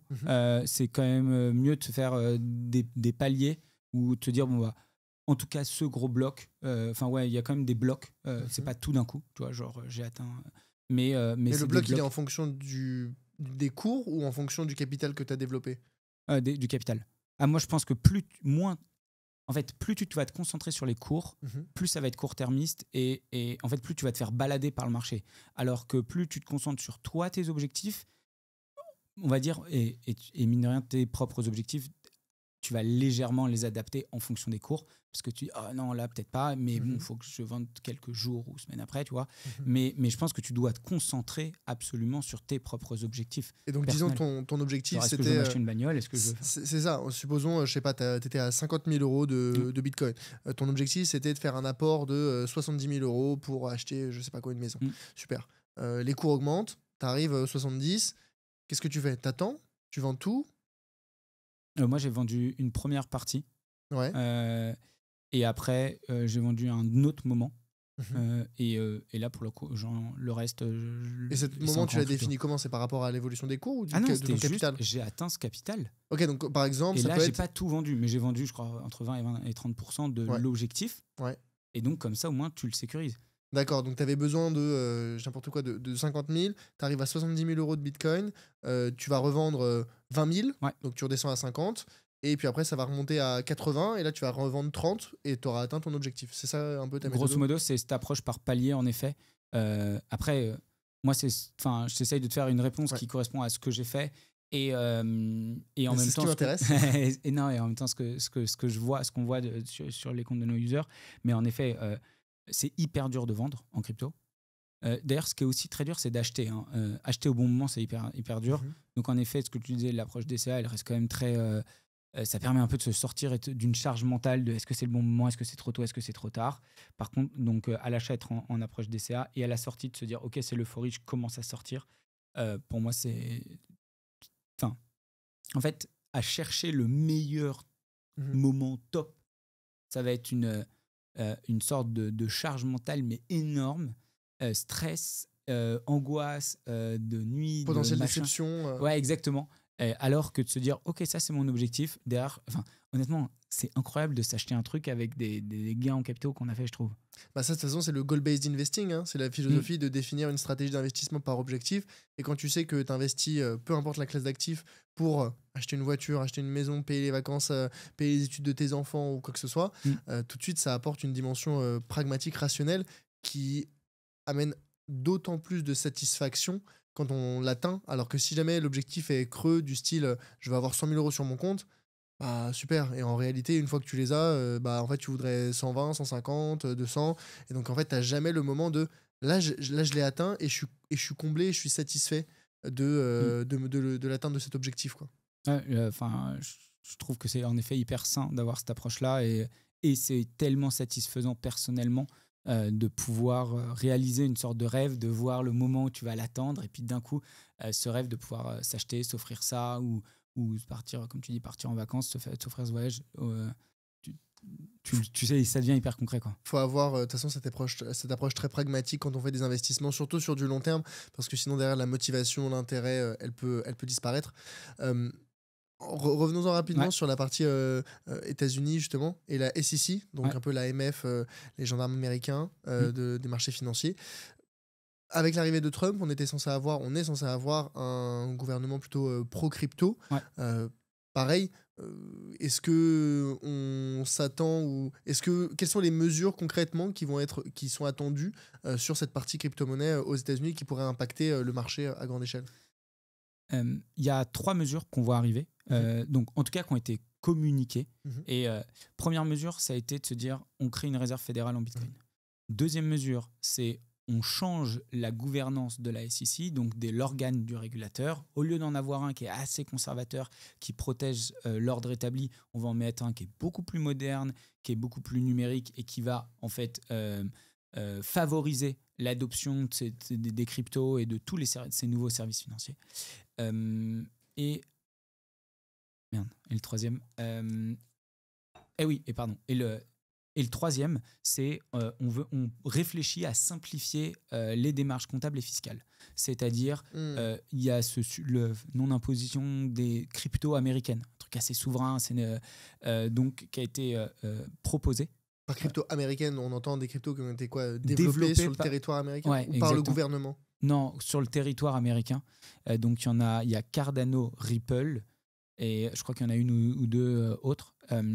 Et donc ça a été une proposition XRP? Non, je sais pas. Ouais, XRP, c'est le nom du token de Ripple, exactement. Donc c'est les principales cryptos qui ont été développées sur le sol américain, Mhm. et donc où Donc il y a une soit la exonération. fondation ou l'entreprise Ouais. qui la gère est de nationalité américaine. Et donc dans ce cas-là, c'est un projet pour l'instant, mais ce serait de réfléchir à un système d'exonération des gains réalisés sur ces cryptos-là. Uniquement pour les résidents américains ou pour Non, international? non, non, c'est la loi américaine, donc uniquement pour les résidents fiscaux américains. Ouais. Ah oui, d'accord. Donc il y a encore un intérêt à acheter américain. Après les voitures, ça sera les cryptos, quoi. Voilà, exactement. Non, mais c'est l'approche très. Enfin, nous, moi, je connais, on surveille les régimes fiscaux dans le monde entier depuis des années. Euh, c'est la première fois qu'on voit ce type de mesure. Donc c'est assez original. Enfin, on voit entre les pays plus ou moins les mêmes types de mesures fiscales, les nouveaux changements, les tendances des régimes. Mais cette mesure de dire les cryptos qui sont créés sur mon propre sol, on fait une exonération fiscale, c'est la première fois que je l'entendais et que je le voyais. Ouais, Mais c'est cohérent avec le reste de sa politique. Est-ce qu'on s'attend à ce que ça attire dans ce cas-là tu vois, des cerveaux, des gens qui pourraient se dire bah, je vais créer ma crypto-monnaie aux États-Unis parce que déjà, un, c'est un marché colossal et deux, il y a des avantages fiscaux? Alors, c'est un des éléments. Je pense que c'est la somme de à quel point ces communications vont être mises en pratique parce que le principal, c'est quand même à quel point tu as un régulateur qui est pro sur le sujet, qui simplifie les démarches, qui t'encourage. Et tu vois, là, donc MiCA, qui est le règlement des services financiers en Europe sur les cryptos, on le voit, hein, il y a des disparités entre les pays. Tu as certains pays qui se disent, nous, on est beaucoup plus souple sur la réglementation, on a des services, on va aller beaucoup plus rapidement. Qui sont les pays les plus flexibles là-dessus? Malte est clairement un pays où certaines plateformes, je crois que c'est Bitpanda et OKX, qui arrivaient pas, qui vous cherchaient à le faire en France ou dans un autre pays d'Europe, un des grands, et qui au bout d'un moment se sont dit mais en fait si on va à Malte on a la connexion directe avec le régulateur, ça va aller beaucoup plus rapidement. Eux ils sont très contents d'attirer des talents et des capitaux chez eux, donc ils ont une approche, donc ça crée une compétitivité entre les pays. Tout le problème de l'Europe depuis des années, hein. C'est pas que sur les cryptos. Mais est-ce que c'est pas fait au détriment de la sécurité? Parce que je pense que c'est ce que beaucoup de personnes se disent. Ah, cette boîte-là, elle est localisée à Malte, elle est localisée dans tel pays qui est pas proche de nous, en tout cas géographiquement suffisamment, pour se dire au même niveau culturel, valeur, etc. Donc je pense que c'est ça la crainte principale des investisseurs. Honnêtement, en crypto, malheureusement, pas assez. Il y a encore énormément de boîtes crypto qui sont enregistrées dans des paradis fiscaux. Clairement, il y a une sorte de corrélation entre les capacités de reporting, la structuration de l'entreprise, le focus sur la compliance et le réglementaire, et où est enregistrée la boîte. Hein. Les boîtes qui sont dans des paradis fiscaux, souvent, il y a un petit peu moins de transparence et de structure. Et alors que celles qui se plient aux régulateurs, évidemment, elles doivent partager les comptes, elles doivent mettre en place un certain nombre de process. Maintenant, en tout cas, sur les millions, le demi-milliard de personnes qui détiennent des cryptos dans le monde, ça ne semble pas avoir été un élément au niveau mondial pour convaincre les investisseurs de dire moi, je suis pas dans un paradis fiscal. La simplicité de l'expérience utilisateur, la simplicité d'achat, les fonctionnalités, la capacité, la viralité de l'application, c'est ça qui semble avoir primé dans les dernières années. Et même s'il y a eu des acteurs locaux, donc des plateformes d'échange qui permettent d'acheter et vendre des cryptos, qui ont pris des places un peu tactiques sur des marchés et qui ont réussi à creuser prendre de la place sur le marché, mais ça n'a pas construit pour l'instant des géants. Donc j'espère que ça va changer, hein, clairement, parce que je suis convaincu que les cryptos, ça doit être plus structuré. Nous, on lit 2 millions de transactions par semaine en crypto. On lit 2 millions de transactions par semaine en crypto. Donc, grosso modo, on agrège de la donnée depuis 400 plateformes différentes, soit des blockchains et autres. Et c'est nécessaire pour faire la déclaration fiscale. Donc, on le voit très, très bien. Le standard de partage de données dans le monde crypto est encore pas très élevé. Il n'est encore pas suffisamment structuré et de qualité. Il n'est pas assez professionnel. Et dans ce cas-là, les questions que peuvent se poser les investisseurs particuliers ou peut-être ceux qui nous écoutent, c'est OK, aujourd'hui, il y a des plateformes françaises, il y a des plateformes américaines, il y a des plateformes chinoises, il y a des plateformes maltaises. Comment est-ce qu'aujourd'hui, je choisis ma plateforme crypto? Est-ce qu'aller à l'étranger, c'est beaucoup plus risqué? Est-ce qu'être en Europe ou en France, c'est beaucoup plus cher? Quelle est la bonne philosophie, la bonne approche? Je ne sais pas quelle est la bonne approche. Ce que je sais, c'est que les plateformes... Excuse-moi, tu peux refaire la question? Ce que je demandais, c'était aujourd'hui pour un investisseur particulier qui voit la pléthore de plateformes crypto qui existent aujourd'hui, d'exchange. Il y en a qui sont à l'étranger, il y en a qui sont en Europe, en France. Voilà. pour tout ce qui va être, par exemple, bourse, action, bah, on va plutôt aller vers un courtier français. C'est rare les investisseurs français qui vont aller vers des courtiers étrangers. Et encore, bon, Trade Republic ou autre, Mm. mais voilà, en tout cas pas localisé très très loin, déjà pour des questions de disponibilité, d'accessibilité. Mm. Sur les cryptos, il y a moins cette problématique. On a des plateformes partout, partout dans le monde. Ouais. Comment fait un investisseur particulier aujourd'hui pour choisir sa plateforme crypto? Donc, déjà, comme les cryptos, on les achète surtout encore aujourd'hui, entre guillemets, en dur, c'est-à-dire qu'on passe pas par les intermédiaires, par des livrets ou autres, c'est facile en termes de produits à distribuer partout dans le monde. Donc, il y a une approche globale dans ce service financier. C'est très peu localisé, c'est en train de le faire de plus en plus, mais moi, je me souviens, j'ai acheté sur les principales plateformes d'échange, le site n'était même pas en français, quoi, il y a encore quelques années. Donc aujourd'hui, comment choisir? Je pense qu'il y a quand même des géants qui permettent on va dire, qui ont des produits très structurés, qui ont aussi des reins assez solides, qui ont mis en place des enjeux de conformité. C'est quoi le top 3 aujourd'hui? Des exchanges les plus utilisés, c'est Kraken, Coinbase et Binance. C'est les 3 exchanges de très loin les plus utilisés. En tout cas, ce qu'on voit dans notre base utilisateur. Après, est-ce que c'est je pense que ça dépend. Si on veut, il y a plein d'acteurs français. Je pense à D-Block, à Finari, à Bitstack, CoinHouse aussi, tout à fait.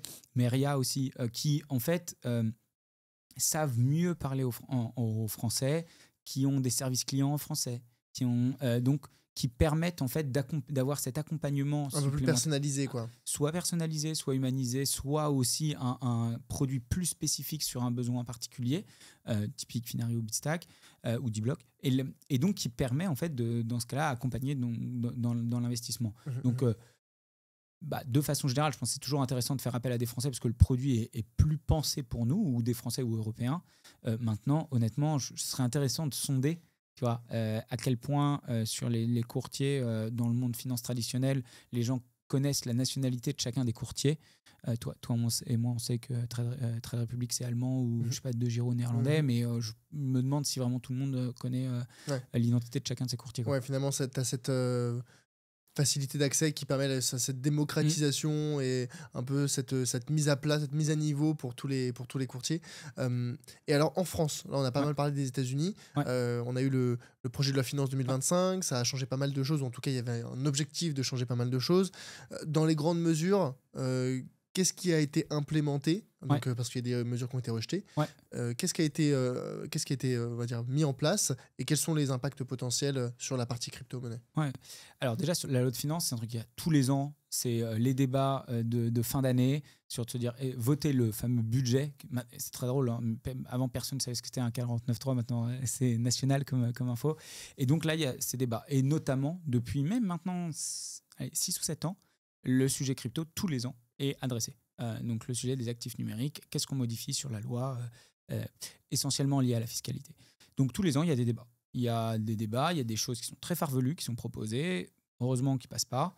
Cette année, ce qui était étonnant, donc, il y avait l'imposition des plus-values latentes. J'achète 1000, mon portefeuille vaut 10 000, mais je n'ai pas vendu au 31 décembre, donc j'ai de l'impôt sur ce gain qui n'est pas encaissé. C'est l'impôt sur la fortune improductive? Alors, c'était pas la même chose? Non, il y a eu même une autre proposition d'un parlementaire en plus de celle-ci. Il y avait aussi l'imposition sur la fortune improductive. Mais donc ça, c'était... ça a été... D'ailleurs, les deux ont été rejetés. Donc ça, pour bien comprendre, c'est quand même une dinguerie. On achète pour 1000 € de crypto, tu disais, on a une plus-value. Donc là, le cours du Bitcoin... fait x2. J'ai plus 1000 €, j'en ai 2000 €. J'ai pas gagné un centime. En tout cas, dans ma poche, j'ai encaissé pas un centime. Par contre, à la fin de l'année, l'État vient me voir en me disant en fait, vous devez payer de l'impôt. Ton portefeuille, ton patrimoine votant. Donc, en effet, vous devez payer de l'impôt sur la valeur totale de vos assets. Et 3 mois après, il y a un crack financier, le Bitcoin divise par 3. C'est dans ma pomme, quoi. L'impôt est toujours dû. Dû. Exactement. Alors, en gros, cette approche, d'ailleurs, elle a été proposée par Kamala Harris aux États-Unis, sans revenir sur les US, mais clairement. Et elle existe dans beaucoup de pays dans le monde. Elle existe par exemple en Suisse, mais uniquement sur les grandes fortunes. C'est-à-dire que, en gros, pour faire une toute petite aparté, tu as 2 types de régimes fiscaux sur les cryptos. Et d'ailleurs, même sur pas mal d'actifs financiers. Mais soit tu fais un impôt qui est sur la transaction, donc tu dis cette opération, elle est imposable. Dès que vous faites ce type d'opération, c'est imposable. Donc, Mhm. je revends, ça c'est la Mhm. transaction. Soit tu fais Plus-value. un impôt sur ton patrimoine, sur ta fortune, sur ton portefeuille. Comme l'IFI, par exemple. Exactement. Et dans ce cas-là, l'impôt sur ton patrimoine, il est uniquement sur les gros, très gros, très très gros patrimoines. Mhm. Parce que tu peux pas dire à quelqu'un qui a, je sais pas, 10, 20, 30 000 euros de patrimoine total, Mhm. tous les ans, l'État va te prendre 2%. Enfin, Mhm. en tout cas, cet impôt dans le monde entier, hein, pour le coup, existe uniquement sur les gros, très très gros patrimoines. Et donc, soit la transaction, soit sur la valeur totale de ton patrimoine. Et donc là, dans ce cas-là, c'est pas du tout les mêmes taux, évidemment, quoi. Mais donc, de temps en temps, pour aller chercher plus de recettes fiscales, les États proposent un nouvel impôt en se disant, c'est une approche un peu socialiste, hein, vraiment te dire, on veut davantage taxer les riches ou ceux en tout cas qui ont des plus gros patrimoines. Donc la partie plus-value latente, ça a été évidemment rejeté. Là, ça fait beaucoup de bruit alors que ça a été très très tôt dans les débats, ça a été très très très rapidement rejeté. Parce que ça aurait été tellement gros que forcément ça a fait beaucoup de bruit. Ouais, exactement. Ouais. Mais beaucoup de bruit à l'international. Enfin bref. Deuxième chose, tu as parlé, oui, en effet, fortune improductive. Aujourd'hui, donc un peu une sorte de évolution de l'IFI, retour à l'ISF. Exactement, il y a une éternelle interrogation. C'est très intéressant. Tous les ans, il y a les mêmes débats. Il y en a à chaque fois certains qui évoluent un peu, mais dans un sens ou dans l'autre. Bref, le sujet est le même. Là, ils se sont dit, on doit aller chercher davantage de recettes fiscales. On va créer une catégorie de biens qu'on va dire qui sont du kiff trop extrême. Concrètement, c'est de l'improductif. Et dedans, donc, on met des yachts, on met des voitures de luxe. Il n'y a aucun lien entre tous les types de biens. Mais moi, j'ai cru noter qu'on mettait aussi des appartements. Ouais, au-dessus d'une certaine valeur et d'un certain seuil de patrimoine. C'est vrai que c'est improductif d'avoir un appartement. Quoi, non, alors pendant un moment, c'était appartement. Il y a eu même une réflexion, appartement non loué. En disant, non, tu génères pas de revenus, donc ça c'est pas sain pour l'économie de ne pas louer. Mais bon, voilà. Non, ça, c'est pas passé. Ouais, exactement. Cette deuxième proposition non plus n'est pas passée. Donc, pareil, ça a été fait partie des débats en hémicycle. Une a été discutée dans les deux, les deux chambres, Assemblée nationale et Sénat. Mais donc, non, ça, c'est pas passé. Ça n'a pas été. C'était refusé au moment des votes. Et par contre, d'autres mesures sont passées. Ouais. Okay. Et donc, quelles sont ces mesures qui sont passées et quels impacts? Alors, il n'y a pas eu de grosses mesures cette année. Il y a eu une première mesure qui a été l'application de DAC 8, donc c'est une directive européenne. Concrètement, l'Europe a décidé de quelque chose et ça a été de se dire, OK, on accepte de l'appliquer localement. Parce qu'il y a une flexibilité, une liberté à l'échelle nationale de dire on refuse d'appliquer cette réglementation européenne? Alors oui, je vais être très honnête. Je ne sais pas quel est le niveau de liberté. Je pense que faudrait que je vérifie. Est-ce qu'on aurait pu dire non? Non, je pense qu'on doit dire oui, mais on est libre du moyen. D'accord, ok. Donc, on a un degré. Vous devez faire vos devoirs après que vous les fassiez à la main sur ordinateur ou à l'oral, c'est pas le problème. Bien ou pas bien, c'est pas le problème. Donc, en gros, la fiscalité, les règles fiscales, c'est un truc qui est très local. Chaque pays est autonome là-dessus. Et là où l'Union européenne a été, sur le sujet fiscalité crypto, a été assez avancée et proactive, ça a été donc la mise en place des moyens de contrôle, c'est-à-dire l'harmonisation des outils de reporting de transactions des plateformes d'échange aux administrations fiscales. Donc ça doit permettre beaucoup plus de surveillance. de surveillance de la part des institutions fiscales sur les patrimoines personnels et les portefeuilles personnels. Ouais, exactement. Donc ça simplifie le travail de l'administration fiscale pour suivre les comptes des individus qui détiennent des cryptos et être capable de contrôler que les déclarations fiscales ont été effectuées. Okay. Donc ça a été une directive européenne, DAC, Directive Administrative Cooperation, DAC la numéro 8 dédiée aux cryptos qui dit ok, maintenant il y a un framework, il y a un cadre où la façon dont les plateformes qui te permettent d'acheter et vendre des cryptos transmettre l'information à l'administration fiscale, ça doit être beaucoup plus fluide avec un certain format et autres. Donc, okay. Et là, c'était une directive qui était européenne et chaque pays devait la transposer, donc l'appliquer, la mettre en pratique, l'activer, si tu veux, dans son pays. Donc ça a été fait. Honnêtement, pas une grande surprise. Mais est-ce que ça n'a pas grandement facilité votre travail, d'ailleurs, chez Waltio?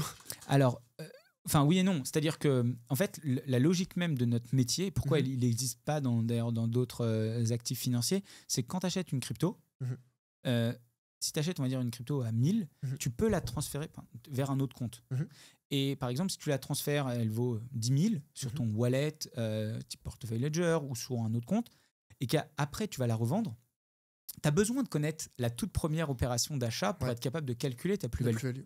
Et donc, c'est pour ça qu'il y a ce régime, et ce qui est dans le cas dans plein de pays dans le monde sur les cryptos, mais que tu as un régime qui requiert de suivre toutes les opérations, souvent donc de faire appel à un outil tiers comme le nôtre, et d'être capable donc, de suivre, valoriser, rapprocher les transactions entre elles pour calculer les plus et les moins-values et faire le reporting. Ok, très clair. Est-ce qu'il y avait d'autres mesures importantes qui sont passées avec la PLF ? Il y a l'augmentation aussi du taux de la flat tax pour les hauts revenus. C'est-à-dire que les revenus, tout à l'heure on avait parlé des patrimoines, là on parle vraiment des revenus, donc la somme des gains d'argent perçus, type du travail ou revenus du capital, tous les ans. De mémoire, c'est ceux qui sont au-dessus de 250 000 euros, ont leur taux d'imposition, donc la flat tax passe de 30%, la somme des deux taux, à 37%. Donc il y a une augmentation de ce taux. En fait, c'est que pour rappel, c'est le minimum entre 20%. Enfin, en fait, l'imposition sur le revenu doit être de minimum 20%, auquel on ajoute les 17,2% de prélèvements sociaux, d'où les 37,2%. Quoi. Alors que le 30% de la flat tax habituelle, c'est 17,2% de prélèvements sociaux toujours, mais 12,8% d'impôt sur le revenu. Donc en clair, ça ne concerne pas ceux qui ont c'est un portefeuille ou non, c'est un revenu. Un revenu de foyer fiscal inférieur à 250 000 euros et 500 000 euros pour un couple. Ouais, exactement, tout à fait. Voilà. Ok, très clair. D'autres choses sur la partie PLF ? Non, c'est les deux principales. Pierre, on est en avril, la saison des déclarations fiscales va bientôt s'ouvrir. Je suis un investisseur particulier, j'ai acheté un peu des cryptos il y a très longtemps. Je sais même pas exactement sur quelle plateforme, il faudrait que je retrouve mes codes. J'en ai racheté, parfois j'avais un petit peu revendu aussi. Qu'est-ce que je dois faire à l'arrivée de la période de déclaration fiscale ? La première chose, c'est de se dire avoir une certaine hygiène, c'est-à-dire suivre ses comptes. Donc, identifier quelles ont été mes opérations d'investissement, les moments où j'ai acheté les cryptos. Depuis quand ? Depuis toujours ? Depuis la toute première. Tu achètes un Bitcoin en 2018, tu le revends en décembre 2024. Pour calculer ta plus-value, tu as besoin de connaître le prix d'achat. Donc, depuis la toute première opération, et c'est ce qui rend les choses fastidieuses. Et c'est comme ça qu'on se crée un peu une sorte de dette administrative à ne pas suivre ses comptes tous les ans. Mais donc, la première chose, c'est un peu comme la comptabilité d'une petite entreprise. Je connecte mes comptes à mon outil comptable, à mon logiciel, et donc ça va me permettre de suivre mes comptes. Je vais voir combien j'ai eu d'opérations, mes opérations d'investissement, il faut les identifier, les opérations de vente ou des différents types de revenus que j'ai générés. Et comme ça, je vais déjà voir si j'ai fait des opérations de vente, c'est-à-dire si j'ai vendu des cryptos contre des fiat ou si j'ai utilisé des cryptos pour acheter des biens ou des services. Attention, de temps en temps, surprise, on découvre, on pensait vendre contre du stablecoin, en fait, on a vendu contre du dollar sur certaines plateformes. Enfin bref, au moins, on peut suivre ses comptes. Et là, on voit concrètement, est-ce que si on a fait une opération imposable, le premier truc à se dire, c'est OK, je dois la calculer, je dois déclarer. Et donc, je pense le deuxième travail.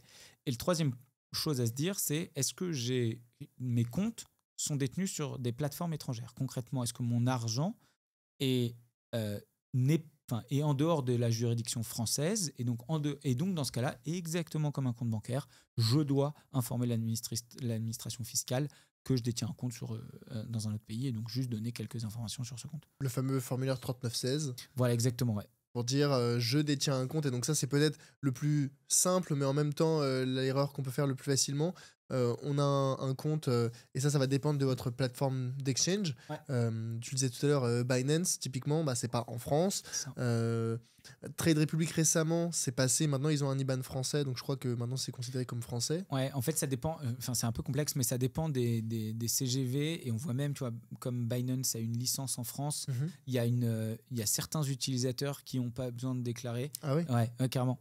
Parce que c'est sur l'entité française. Ok. Donc comment on fait pour savoir si mon compte est étranger et que je dois le déclarer dans le formulaire 3916 ou pas ? Si on ne sait pas, qu'on n'a pas envie de s'emmerder à regarder les termes et conditions, d'interroger leur service client ou autre, on le déclare. Ça prend fondamentalement même pas 3 minutes. Et du coup, c'est pas une erreur de déclarer un compte pas étranger en tant que compte étranger ? Vaut mieux faire Non, dans ce non, sens-là alors que dans déjà, l'autre, quoi. c'est de la cosmétique, quoi. Enfin, je dirais pas c'est du détail, mais déjà, en cas de contrôle, tu es dans une situation où De bonne foi. clairement, si tu as déclaré un compte à l'étranger et que. Et c'était pas un compte Ou- étranger. Voilà, mais c'est quand même des cas très particuliers. Ouais. Tu es clairement dans une situation de bonne foi et comme dans les cryptos, c'est un peu particulier. C'est déjà pas mal d'être capable de prouver sa bonne foi. Et justement, à l'inverse, tu vois, c'est assez rare d'avoir des amendes uniquement sur les non-déclarations de compte.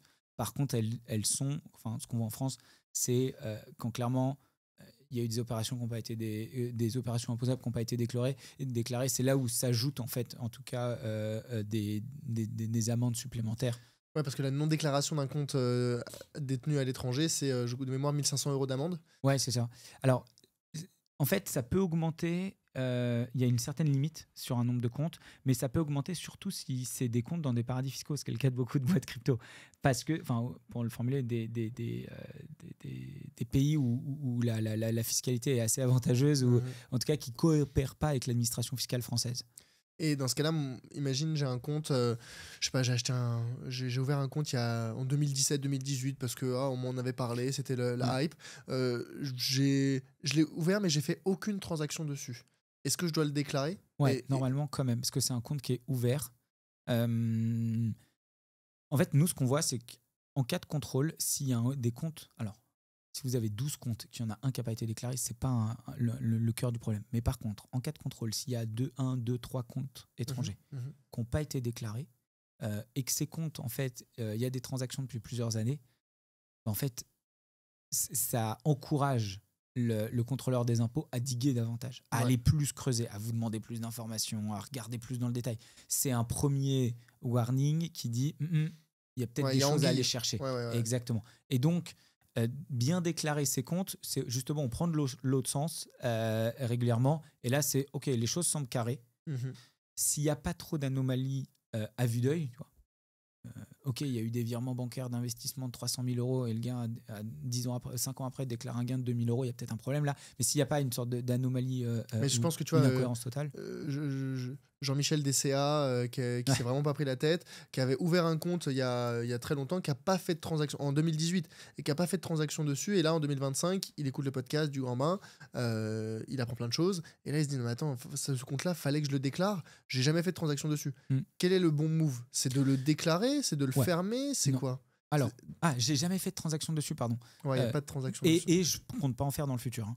Oui, c'est ça. Ou bien il compte en faire, mais il se dit, bah attends, est-ce que vaut mieux pas que je ferme cette plateforme-là et puis que j'en rouvre une nouvelle, propre, entre guillemets, ouverte en 2025 et qu'on ne viendra pas me prendre la tête sur les années que j'ai pas déclarées sur l'autre plateforme? Alors, si on veut être complètement carré, je pense le déclarer cette année. À la fin de la déclaration fiscale, on a un espace où on peut laisser un commentaire.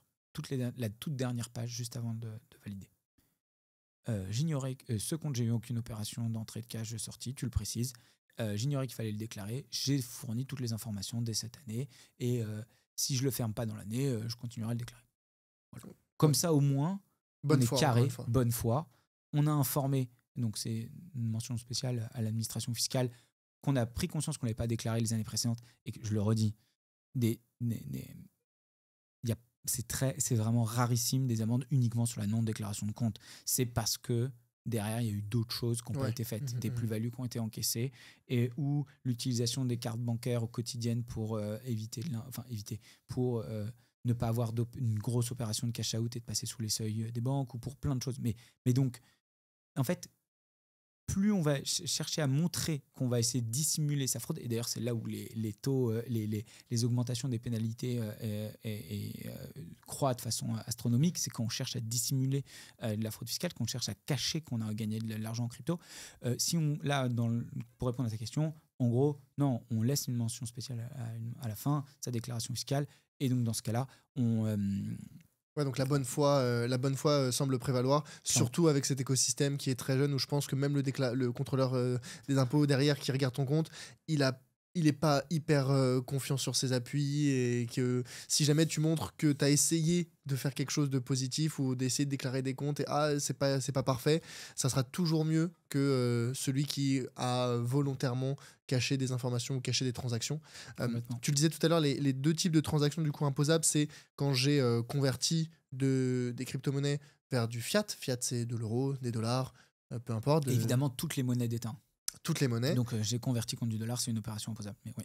Et vers, tu disais, si jamais j'ai acheté quelque chose avec, par exemple, une CB crypto, j'ai acheté mon pain, j'ai acheté une voiture, j'ai acheté que sais-je, ça, c'est les deux types d'opérations qui sont imposables. Exactement. Et évidemment, l'achat, ça peut être tout, on va dire, qui est un prestataire ou non.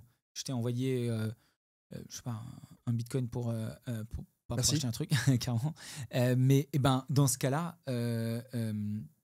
ça, même si c'est genre un envoi de wallet à wallet, c'est aussi une opération imposable. Même s'il y a un intermédiaire et que je t'ai payé, et que cet intermédiaire et que toi, je sais pas, t'es commerçant, tu reçois des euros, c'est aussi une opération imposable. Que si je te paye aussi, t'es commerçant et tu reçois du bitcoin que je t'ai, tu reçois une opération. Enfin, dans toutes les situations où c'est un paiement et donc. Parce que ça fait crypto fiat et fiat crypto. Exactement. Ça fait pas crypto vers crypto, quoi.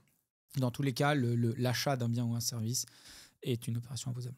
Ok. Et donc, dans ce cas-là, je dois suivre chacune de mes dépenses ou de mes conversions de crypto vers fiat. Ouais.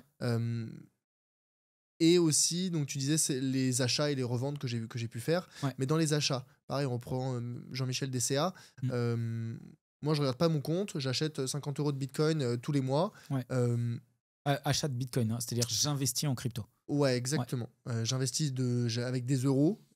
Pour 50 €, j'achète pour 50 € de bitcoin tous les mois, par exemple.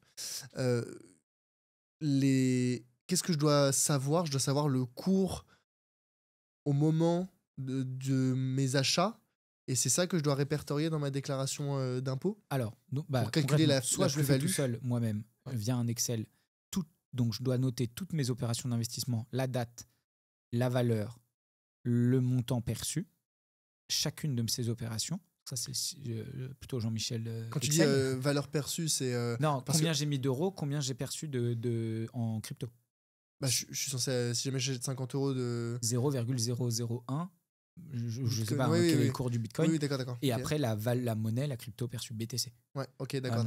Ok. Et ça, c'est pour toutes les opérations d'investissement. Achat comme vente. Achat, investissement. Ouais. Et après, pour chaque vente, je devrais valoriser l'intégralité de mon patrimoine. C'est-à-dire, et c'est là où ça devient hyper compliqué, c'est que dès que j'ai vendu, je dois avoir la vue complète de mon portefeuille. Si j'ai plusieurs comptes, il y a besoin d'un outil. Et donc, c'est-à-dire que je dois avoir la vue complète et de me dire, bon, ok, là, j'ai vendu pour 10 000 €. Et je dois savoir combien vaut mon portefeuille à cette date-là. Et la plus-value associée. Et donc, évidemment, et la plus-value, parce qu'en fonction du montant investi derrière, se calculera la plus-value. Donc, par exemple, j'ai acheté pour 100 € de bitcoin quand il en valait 50. Ouais.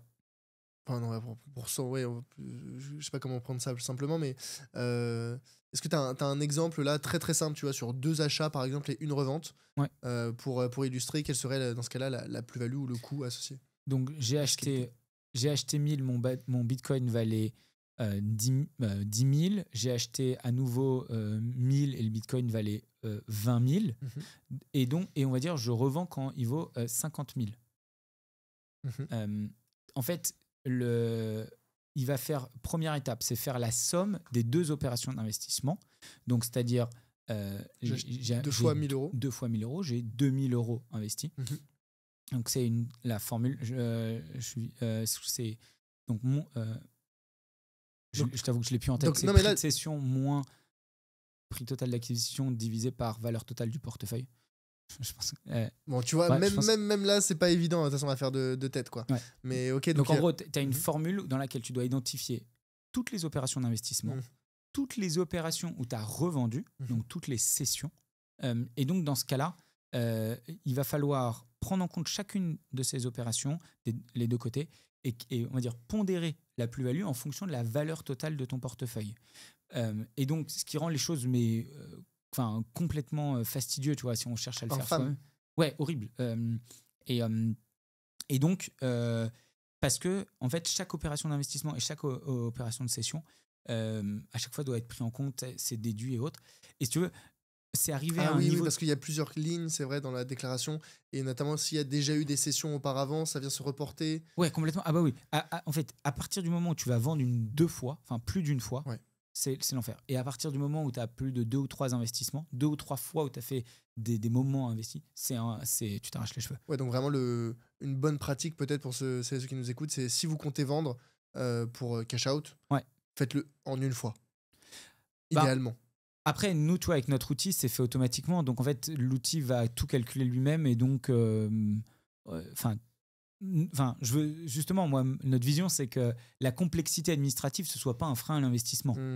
Donc, pour moi, tu peux vendre 50 fois, l'outil va calculer et l'algo, il tourne qu'il y ait 10 000 opérations ou 300, ce sera exactement la même chose. Donc, oui, alors, pour répondre à la question, oui, si vous faites votre calcul tout seul sur Excel, ouais, ça, je suis d'accord. Faites revendre. Et même avec ChatGPT, ouais. vous allez galérer. Donc, en gros, oui, complètement dans ce cas-là. Et même n'investissez à la rigueur qu'une seule fois et ne faites pas des échanges entre les cryptos. Parce que là où aussi la complexité, ça va être à partir du moment où vous allez changer du BTC ou d'autres cryptos contre d'autres. Ah oui, parce que du coup, tu peux avoir une certaine valeur de plus-value. T'as acheté en Bitcoin, le Bitcoin a fluctué, mais t'as converti vers une autre crypto qui, elle, a fluctué différemment. Ouais. Du coup, comment est-ce que tu calcules ta plus-value là? C'est ça, exactement. C'est parce que, et c'est là où tu vas. Ah oui. Donc, normalement, dans tous les régimes fiscaux sauf en France, enfin, dans beaucoup, tu dois. Tes échanges entre cryptos, ils sont imposables. Et donc, tu dois identifier les opérations imposables. Mais là, nous, en fait, ce qu'on doit faire en France, c'est au moment où tu vas vendre, on va dire, tu revends ton BTC, mais entre-temps, tu as échangé du BTC contre de l'Ether ou n'importe quelle autre crypto.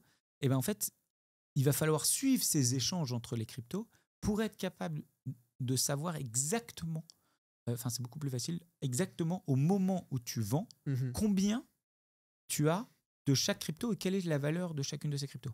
C'est infâme. Complètement. Mais c'est le cas. Alors, la notion de valeur totale de portefeuille, elle existe qu'en France. Mais dans la plupart des pays au monde, que ce soit, je sais pas, au Danemark, aux États-Unis, au Canada ou en Australie ou autre, c'est toujours aussi compliqué. Et parce qu'en fait, les cryptos, on échange des cryptos contre sans repasser par des fiat. Tu peux pas acheter, tu détiens une action LVMH, tu vas pas l'échanger contre une action L'Oréal. Tu repasseras par la 4 revente en euros et tu réachèteras. Ouais, tout à fait. Premier point. Et deuxième point, ton transfert de ton titre financier, de ton action, tu vas pas l'envoyer de ton livret ou ton compte chez tel broker vers un autre. Tu vas pareil revendre. Alors que dans les cryptos, tu passes ton temps à les transférer en tes comptes. Au bout d'un moment, tu t'accrois à un certain taille de portefeuille. Donc c'est pas du tout la même philosophie, la même approche de l'investissement et de la gestion de ses actifs. Exactement, ouais, tout à fait. Ouais. C'est quoi, dans ce cas-là, pour terminer, les principales erreurs à éviter pour l'investisseur particulier qui aujourd'hui aborde sa déclaration d'impôt crypto? Moi, je pense que il faut le faire le plus rapidement possible et le plus tôt. Et c'est au moment où on commence à investir en crypto, pour moi, il faut donc commencer à comprendre comment ça fonctionne. Ça ferme pas le soir ou la nuit, le week-end, les cours continuent à bouger. Mais donc ça, c'est sur la partie plateforme d'échange. Mais en même temps, il y a 2 autres sujets sur lesquels on doit suivre. C'est comprendre concrètement la fiscalité et déjà un peu de se dire, OK, au moins un minima connecter ses comptes avec un outil comme le nôtre pour suivre son portefeuille de façon générale. Et après, commencer à acquérir des compétences en sécurité informatique, parce que à partir du moment où on commence à investir en crypto, si ce portefeuille se développe, il va falloir avoir une certaine hygiène numérique pour éviter tous les risques de hack, tous les risques de perte, et quand on a un certain portefeuille, au moins le diviser. Ça fait partie. C'est incroyable les cryptos, c'est passionnant, mais ça requiert d'avoir une certaine autonomie sur la sécurité informatique, ou en tout cas de progresser. Et ça va. Tu vois, beaucoup de Français ont progressé en cybersécurité et aussi en compréhension des fondamentaux fiscaux et comptables au moment où leur portefeuille et leurs investissements grandissaient, et donc aussi la compréhension des cryptos et de Bitcoin. Donc, j'aime beaucoup cette notion d'hygiène numérique. Et je pense que ça devient obligatoire aujourd'hui d'avoir une bonne gestion, qu'elle soit financière, mais aussi de tes actifs, de ton identité numérique, de tout en fait. Et donc de s'intéresser à comment ça marche. Et je pense qu'on boucle la boucle sur être éduqué à ces sujets dès le plus jeune âge. Ah oui, Entièrement, exactement. Et c'est pas juste avoir de la 2FA et un Dashlane, mais c'est petit à petit et régulièrement apprendre, s'interroger. Et je pense que c'est comme ça qu'on progresse. Pierre, c'est complet, c'est technique comme sujet. Je pense que c'est pas là à l'oral et je pense que c'est quelque chose qu'il faut voir même. Tu vois, on a essayé de le schématiser difficilement, mais il faut voir des tableaux et puis même peut-être des captures d'écran de la déclaration fiscale ou d'être aidé avec des outils très concrets comme Waltio. Pour celles et ceux qui veulent creuser ce sujet, qui sont un petit peu en panique, qui se disent oula, moi j'ai besoin de rentrer plus en profondeur, en détail et de mieux comprendre, comment est-ce qu'on fait pour creuser ce sujet de manière technique? Nous, tous les ans, on publie avec notre cabinet d'avocats un guide fiscal qui est entièrement gratuit. Il y a plus de 45 000 Français qui l'ont lu. Donc, il y a l'édition de cette année qui vient d'être publiée. Donc, téléchargement sur notre site waltio.com en libre accès. Et donc là, on passe en revue tous les types d'opérations, le farming, le stacking, tous ceux qui veulent faire des choses un peu particulières, exotiques exactement, ou nouvelles. Les NFT, la DeFi et autres. Et donc, on donne de l'information. Il y a des exemples plus ou moins concrets pour ceux qui souhaitent apprendre. Il y a aussi, si vraiment ceux qui sont passionnés par le sujet, il y a aussi dans les autres pays dans lesquels on est présent, aussi les guides fiscaux. Il y a les éditions précédentes. Donc, c'est un super moyen, je trouve, de lire et à tête reposée pour ceux qui ont envie d'apprendre. Et sinon, on développe aussi une chaîne YouTube sur laquelle on partage davantage de contenu et les analyses. Qui s'appelle Waltio. Oui, exactement. Excellent. Pierre, dernière question que je pose à tous mes invités. Est-ce que tu aurais une suggestion pour un futur invité sur le podcast? Laisse-moi réfléchir, on va la refaire. Je prends le truc très à cœur parce que je veux pas... Merci, je vois ça. Je veux pas trop... On a mes petits monteurs qui pourront faire le ticket. Ouais, faire une... non, en vrai, attends, je veux vraiment trouver quelqu'un... Bien sûr. Dans l'investissement... Que tu connais, peut-être. Bien sûr. Ou finance perso, gestion de patrimoine, peut-être un peu en lien avec l'entrepreneuriat aussi, ça marche bien. L'investissement. Pas forcément crypto. Non, mais en fait, donc j'ai soit Faustine Fleuret de la DAN, mais c'est plus une partie réglementaire. Ouais, pourquoi pas. Mais c'est moins un... Là, Pris de court. Non, mais après, si t'as pas, c'est pas... Non, il faut que je... je dirais Alexandre de Bitstack. Tu reposes la question et je réponds? Ouais. Ok. Et du coup, Pierre, dernière question que je pose à tous mes invités. Est-ce que tu aurais une suggestion pour un futur invité sur le podcast?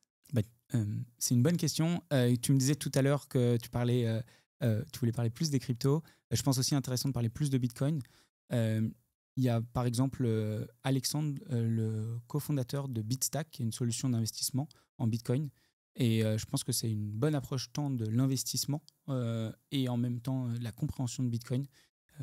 C'est un expert sur le Bitcoin en particulier. Beaucoup plus sur Bitcoin et investissement. Est-ce que c'est Satoshi Nakamoto? Non.